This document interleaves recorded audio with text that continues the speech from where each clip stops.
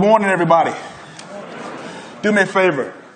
Turn to the person next to you. Smile at them. Don't scare them. Tell them, stay above average. Oh, come on. You can do better than that. Tell them one more time. Stay above average. Now, give them a high five real quick. Give them a fist bump. Give them a high five. All right. Good. I have to say that it's a privilege to be here to come and share ideas with each and every one of you. We had two great presentations. I believe it was Mr. Lynn Phillips. I came in on the tail end of that presentation, and I hate that I missed that, but I love the concepts. Anytime we talk about disruption, the disruptor and the disruptee, I'm all over that. I'm immersed into that right now as well, and I hate that I missed that. And Mr. Eric, I forget his last name, who talked about hiring our veterans. You know, coming up right after those two, I think is going to be perfect. It's almost going to seem like it's chronological that we build on those two concepts when it comes to diversity. So I was watching TV the other night, and the old classic inspirational Rocky came on. But this was not the original Rocky. This was my favorite. It was the third installment of the Rocky series, Rocky III, and which Rocky had just become heavyweight champion of the world, right? He beat everybody. And just as he was about to announce his retirement from boxing, he was approached by a new, young, hungry fighter named Clubber Lang, who was played by Mr. T. Now, I know some of you in here should remember Mr. T, so you should know the Rocky I'm talking about, right? Rocky wasn't going to fight Clubber Lang.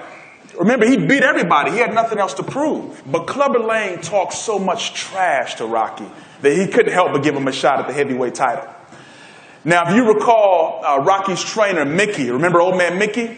Mickey said, "Rocky, you can't fight this guy." And, you know, Rocky in his Italian voice, "Well, what do you mean, Mick? I can beat this guy. It's one more round. You know, I can do this. I got to do it for Adrian." And Mickey's like, "Rocky, you can't fight this guy because you have not been hungry since you won that heavyweight title belt." He says, "Rocky, the worst thing in the world happened to you. You became successful and you got complacent. You got comfortable." Well, Rocky didn't listen. He decided to fight Clubber Lang anyway. And just like his trainer, Mickey, predicted, he was beaten down and he lost the heavyweight title belt. After that, Rocky sunk into a depression. His feelings got hurt. He was approached by one of his old boxing buddies named Apollo Creed, who Rocky had beaten previously. Apollo went up to him and said, "Man, you lost it." He said, "You lost what made you a champion to begin with. You lost that eye of the tiger, that hunger. You got to go back to what made you a champion to begin with." And so Rocky, he went back to the slums where he first started out. He went back to the old dirty boxing gyms where there was tape on some of the punching bags. Some of the weight machines were broken. But he went back and he just started training with that original passion that he had before he became heavyweight title champion. And the next time he fought Clubber Lang in the rematch, he beat him. Now, what's the business lesson? Every time I watch movies, I'm always trying to think about what ideas, what insights can I take from this as it relates to my field is primarily leadership and strategy. And, you know, when I think about this movie and I think about the lessons with Mickey and Rocky, when it comes to diversity, I mean, let's just be honest. There are a lot of companies right now, tech companies, electronics companies, who are very, very successful and they don't have a lot of diversity. You talk about the top 5 or top 10 most valuable companies in the world, especially in this country. Facebook, you know who they are, Google, Amazon. They're wildly successful and they don't have a lot of diversity. So what's the case that you can make to these types of organizations? And they're aware of it now. You know, they're measuring it. We don't know how much of them are doing it because of the business case or more because it's more of a social obligation. But I would say to these companies is that, you know, just as Lynn Phillips mentioned earlier, this is a disruptive economy. You're talking about competitors can emerge overnight in like a whack-a-mole exercise. They could come from any country, right? They could come at any time.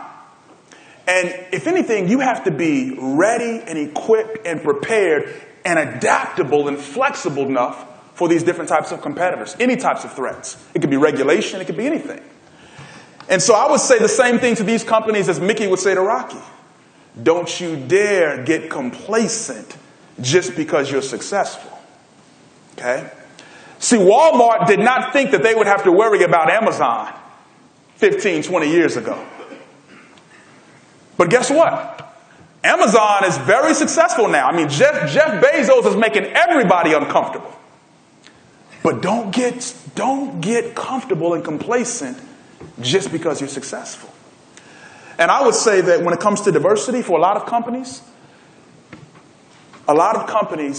the Clubber Lang of their industry, the Clubber Lang of their strategic plan is going to come in a lot of different ways. And I'm going to argue that diversity will be the Clubber Lang that will knock a lot of companies out for the count if they don't capitalize on the advantages of leveraging differences. Okay? So do